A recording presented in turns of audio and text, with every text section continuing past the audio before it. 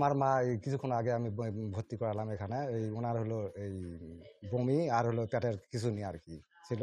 Doctor treatment শুরু করেছে। এখন আগের চেয়ে অনেক একটু সুস্থ। স্যালাইন ট্যালাইন সব দিয়ে দিছে এখানে।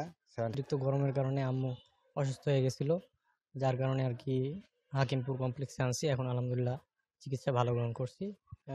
কালকের মধ্যে ইনশাল্লাহ রিলিজ পেয়ে যাবো। ডায়রিয়া ওয়ার্ডে ভর্তি হয়েছে আর কি। পুশ করছে, স্যালাইন দিছে, চলতেছে 2-3টা স্যালাইন দেওয়া শেষ ইনশাল্লাহ। গরমের কারণে ডায়রিয়া হয়েছিল, হসপিটালে আসছি। এখানে স্যালাইন ট্যালাইন দিছে, দেওয়ার পরে এখন একটু সুস্থ।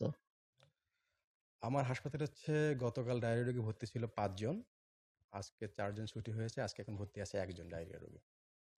ঈদের এক থেকে এই পর্যন্ত ঈদের দিন একটু বেশি ছিল। ঈদের দিন আমাদের ডায়রিয়া রোগী ছিল 7 জন, তার আগে 1 জন, তার আগের দিন 5 জন।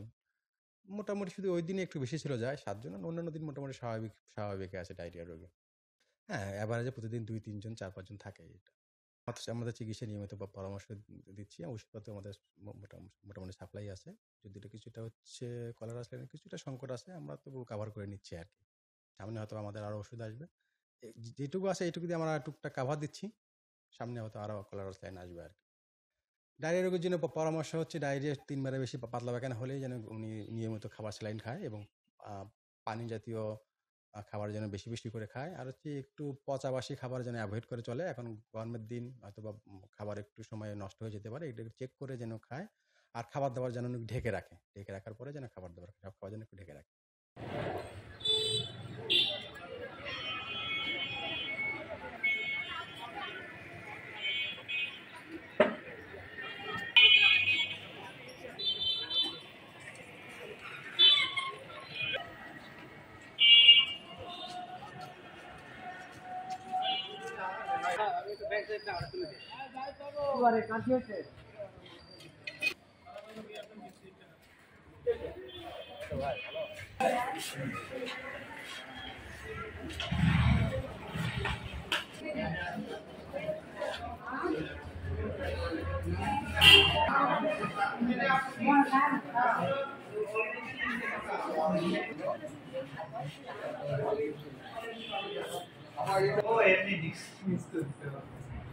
ডায়রিয়া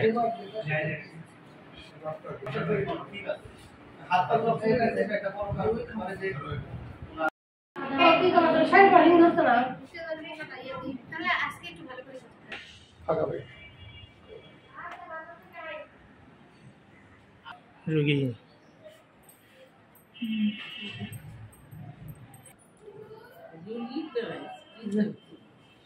ভয় আসতে ভয় গরম